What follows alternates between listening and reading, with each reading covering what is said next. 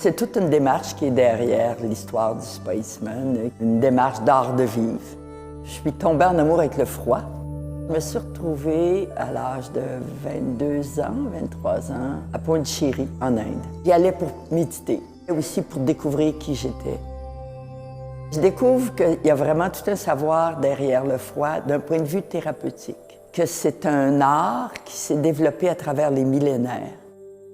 Et les Allemands l'ont vraiment apprivoisé et démocratisé dans les années 1850. Le père Sébastien Kneipp, qui avait la tuberculose, il fait des démarches, il va découvrir des travaux sur le pouvoir du froid.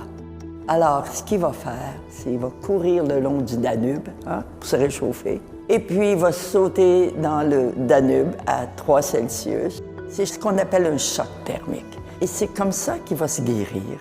Ces approches-là, de chaud, de froid, thérapeutiques, sont encore très pratiquées en Allemagne. Les circuits Kneipp qu'on a ici, bien, si vous allez vous promener en Allemagne, dans les villes, vous allez voir des circuits comme ça en pleine nature. Moi, ça m'a bouleversée et c'est lui qui m'a fait découvrir le sauna. C'est des chocs thermiques qui aident le corps à se revitaliser. On voit juste qu'est-ce que ça fait quand on va à la mer, puis que l'eau est un peu froide, puis on hésite. On finit par le faire, on arrête de résister et tout à coup, il y a un bien-être qui s'installe. Quand on sort, il faut observer comment est-ce qu'on se sent. Ça respire de partout. Ce savoir-là, au niveau du chaud et du froid, est important. Et c'est vrai qu'on est chanceux, on a beaucoup de froid. Mais comment on va utiliser cette force de la nature à notre avantage?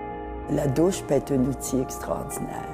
Si on ne laisse pas le cerveau reptilien la place qui fait ça, c'est un réflexe naturel, ça devient un exercice mental. Le corps n'est pas en résistance vis-à-vis du froid. Au Spaceman, c'est un art de vivre.